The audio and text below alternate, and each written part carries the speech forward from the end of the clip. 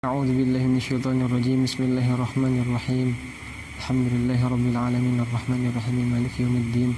إياك نعبد وإياك نستعين اهدنا الصراط المستقيم صراط الذين أنعمت عليهم غير المغضوب عليهم ولا الضالين آمين. بسم الله الرحمن الرحيم. الحمد لله رب العالمين والصلاة والسلام على سيدنا محمد وعلى آله وصحبه أجمعين. سبحانك لا علم لنا إلا ما علمتنا إنك أنت العليم الحكيم. رب اشرح لي صدري ويسر لي أمري واحلل عقدة من لساني يفقهوا قولي. رب يسر ولا تعسر بتمم الخير. اللهم لا سهل إلا ما جعلته سهلا وأنت تجعل الحزن إذا شئت يا ربنا سهلا. Halaman 17. An-nahyu an siyamil aidaini, larangan berpuasa pada dua hari raya. An Abi Hurairah radhiyallahu taala anhu anna Rasulullah sallallahu alaihi wasallam naha an siyami yaumaini, yaumil fitri wa yaumil adha. Dari Abu Hurairah radhiyallahu taala anhu bahwa Rasulullah sallallahu alaihi wasallam melarang berpuasa pada dua hari, Idul Fitri dan Idul Adha. Hadis riwayat Imam Ibnu Hibban. Ini jadi di antara 5 hari yang diharamkan berpuasa. 2 hari raya, kemudian 3 hari tasyrik. Nah, jadi larangan di sini hukumnya apa? Haram. Jadi bukan makruh. Jadi larangan itu ada yang makruh, ada yang haram.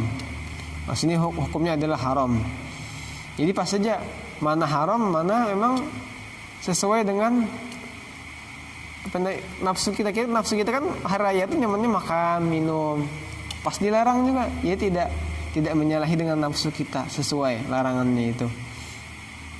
Seandainya disuruh puasa mungkin, nah itu berat kita. Nah, misalkan pada itu sunnah berpuasa misalkan. Mungkin walaupun sunnah banyak yang tidak melaksanakan puasa. Kenapa? Orang ingin makan minum.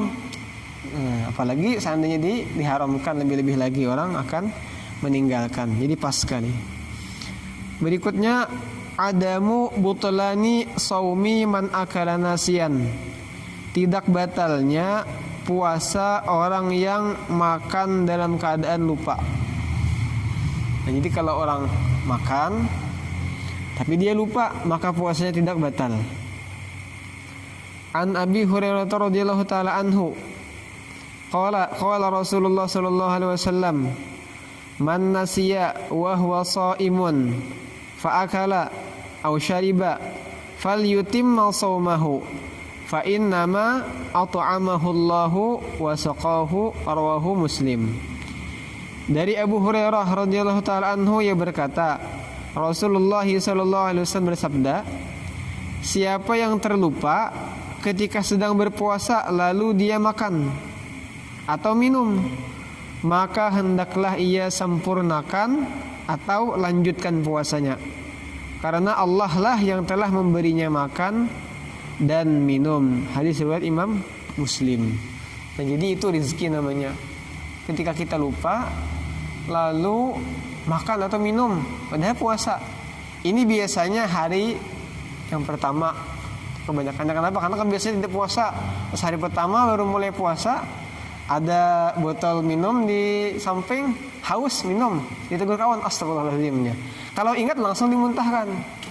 Kalau sudah tertelan, nah itu sudah rezeki daripada Allah Subhanahu wa taala. Nah, coba jangan disengaja. Maksudnya seperti apa? Beristilah, aku jangan mandak botol minuman hanah di samping. Misalkan samping tilam. Mudahan ya kena bilanya bangun goreng kada ingat. Nah, itu namanya sengaja beristilah mandok supaya jangan sengaja. Nah, ini memang tidak sengaja. Kalau beristilah mudahan kada ingat, beristilah nanti andaki makanan. Mungkin aku kada ingat ya. Nah, itu namanya menyengaja. Ini memang tidak disengaja. Nah, jadi dia dapat makan minum gratis tanpa harus batal puasanya. Nah, dan puasanya dikatakan disuruh menyambung. Tidak berdosa dia. Tidak batal, tidak berdosa. Nah, ini adalah rezeki dari Allah Subhanahu wa taala. Pernah lah kayak ini. Pernah. Apa yang dimakan? Minum. Imam pernah? Pedai. Rasanya Tomat. Sambal. Di situ diingat saya oleh. Rasanya dulu pernah makan kacang. Kacangnya banyak awas tuh. Pas habis kacang astagfirullahaladzim puasa. Nah itu pernah. Tapi rasanya itu waktu puasa sunnah rasanya. Jadi kan memang bukan orang waktu puasa, orang memang tidak puasa. Jadi orang kan tidak puasa kita lupa jadinya. Sunnah rasanya mungkin apa Kamis waktu itu makan kacang rasanya. Nah itu pernah. Nah, ingat lagi yang tersisa di sikat gigi aja lagi kalau ya. Ingat rasanya kacang dulu waktu itu. Berikutnya sa'adatul muslim fid dunya. Kebahagiaan seorang muslim di dunia. An-Nafi' ibni Abdul Harith radhiyallahu ta'ala anhu qala Rasulullah sallallahu alaihi wasallam min sa'adatil mar'il muslimi fid dunya al-jaru salihu wal manzilul wasi'u wal markabul hani'u rawahul Hakim. Dari Nafi' bin Abdul Harith radhiyallahu taala anhu yang berkata, Rasulullah sallallahu alaihi wasallam bersabda, di antara kebahagiaan seorang muslim di dunia adalah memiliki tetangga yang baik, rumah yang luas dan kendaraan yang nyaman. Hadis riwayat Imam Al-Hakim. Nah, jadi di antara tanda kebahagiaan itu adalah dia memiliki tetangga yang baik. Kemudian apa? Dia memiliki rumah yang luas. Nah, jadi punya rumah luas itu bagus aja. Asalkan rumahnya itu digunakan untuk kebaikan. Rumah kita jadikan majelis taklim, bagus. Rumah kita jadikan tempat berkumpul orang bersalawat. Nah, tiap malam Jumat misalkan kumpul kawanan, nah kita hadirkan biasanya tim habsi kita berhabsian. Jadi rumah itu luas kan, tambah untuk kebaikan, bagus, keberuntungan itu. Kemudian wal marakabul hani, kendaraan yang nyaman. Nah, kalau zaman Rasul punya unta, Rasul punya keledai, Rasul punya kuda. Jadi Rasul punya kuda. Bahkan ada beberapa ekor kuda Rasulullah SAW tuh. Ada punya unta namanya Qaswa. Ada punya keledai namanya Duldul misalnya, nama keledainya itu. Jadi unta punya. Jadi kalau sekarang kita punya beberapa kendaraan tidak masalah kalau memang perlu. Nah, jadi kalau misalkan kayak kita sekarang 2-3 memang perlu. Satu mungkin kita, satunya anak kita, satunya istri kita. Tidak apa-apa, memang kalau perlu. Tidak termasuk berlebihan itu kalau memang perlu. Bahkan kalau misalkan lebihan pun, tapi kalau kita gunakan untuk kebaikan tidak apa-apa. Misalkan kita punya mobil 2. Kan satu keluarga misalkan ber-6, kayak anak ber-6. Satu mobil cukup padahal untuk ber-6 itu. Tapi misalkan punya 2, tidak apa-apa. Satunya bisa kita pinjamkan. Ada orang misalkan etikaf kan, mau jemaah kita pinjamkan. Nah, jadi kebaikan untuk kita. Jadi tidak ada masalah punya dunia, cuma dunia untuk kebaikan. Jadi bahkan itu termasuk tanda kebahagiaan ketika dia punya kendaraan yang nyaman. Nah, jadi niat aja. Kalau kita punya uang, kita punya rumah, kita punya kendaraan, nah dapat kita luasi aja rumah kita. Cuma niatkan nanti kalau rumah ini luas, ada acara kita undang kawan. Situ kita buat acara kebaikan, kita buat majelis ilmu. Kita punya uang lebih, kita belikan kendaraan 2. Tapi niatkan nanti ini kalau misalkan ada jemaah itikaf kah perlu singgah langgar kita, dia perlu hendak pindah langgar ke mana? Perlu transportasi, kita pinjamkan. Kita tidak bisa menyupirkan, cari tetangga yang bisa menyupirkan, nah minta antarkan. Jadi bermanfaat tuh. Itu jadi nanti di hari kiamat jadi saksi kebaikan. Nah, kendaraan-kendaraan kita, rumah-rumah kita gitu. Nah, jadi tidak ada masalah punya rumah luas, punya kendaraan yang nyaman. Kemudian qabulul hadiyah, menerima hadiah. An Abdullah bin Umar radhiyallahu taala anhuma qala sami'tu Umar bin Al-Khattab radhiyallahu taala anhu yaqulu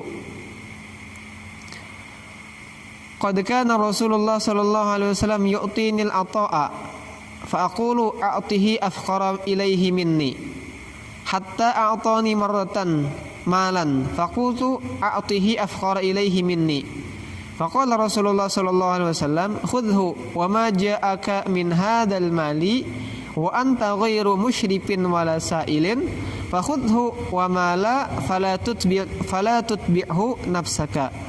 Rawahul Bukhari wa Muslim. Dari Abdullah bin Umar radhiyallahu taala anhuma, ia berkata, aku pernah mendengar Umar bin Khattab radhiyallahu taala anhu berkata, ayah beliau sendiri ini bercerita kepada beliau. Rasulullah sallallahu alaihi wasallam bersabda, Rasulullah sallallahu alaihi wasallam pernah memberiku sebuah pemberian.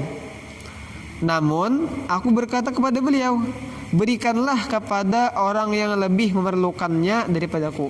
Jadi Rasul memberi suatu pemberian. Tapi sidin, Rasul ada orang lain gin yang lebih perlu daripada ulun. Itu maksudnya. Ditolak. Tapi menolak itu bukan apa-apa, karena ingin memberi yang lebih berhak daripada beliau. Itu maksudnya. Sayyidina Umar bin Khattab. Sampai akhirnya beliau memberiku harta di kali yang lain. Namun aku berkata kepada beliau, berikanlah kepada orang yang lebih memerlukannya daripada aku. Nah tadi ditolak, Rasul memberikannya kepada yang lain. Nah ini kali yang lain lagi, Rasul memberikan lagi, masih ditolak lagi oleh beliau. Ternyata tolakan kedua ini dapat teguran daripada Rasulullah SAW. Maka Rasulullah SAW bersabda, ambillah, kata Rasul, dan apapun harta yang datang kepadamu, sedangkan engkau tidak mengharap-harapkannya dan tidak memintanya, maka ambillah. Dan apa yang tidak datang kepadamu, maka janganlah engkau mencari-carinya. Artinya yang diharap-harap datang dari orang, kita kada minta, kada berharap, ambil. Tapi kalau kita tidak diberi orang, jangan berharap. Nah itu. Kalau misalkan kita tidak perlu, ambil dulu, berikan kepada orang lain. Tapi terima dulu. Supaya apa? Yang pertama, supaya orang jangan kecewa. Kita memberi, ditolak, kira-kira kecewa kada? Kecewa kita, apakah pemberianku ini kurang pantas baginya, terlalu murah kah atau apa? Karena kan muncul di hatinya, wajah uronnya bang, menolak pemberian aku. Jadi kalau tidak perlu pun ambil dulu. Karena orangnya pergi, cari siapakah santri sini, ada orang beri makanan buat antum aja dah. Misalkan di rumah ini banyak makanan, jadi udah perlu ada orang beri, ambil dulu supaya hati dia senang. Orang yang pergi kita berikan pada orang lain. Jadi dua orang dapat senang hatinya. Yang memberi senang, kita tidak perlu, kita beri ke orang lain, orangnya senang. Coba kalau kita tolak, kita dapat kerugian banyak. Yang pertama apa? Kita rugi membuat orang lain kecewa. Yang kedua, kita rugi tidak dapat pahala daripada orang lain yang akan kita beri. Coba kalau kita ambil dulu, kita ambil, orang lain senang, membuat orang senang. Kita tidak perlu, kita berikan ke orang lain senang, dapat dua pahala. Pahala membahagiakan dia, pahala membahagiakan dia. Oh kita tolak, orang lain sini jadi hatinya tidak nyaman, mungkin sedih.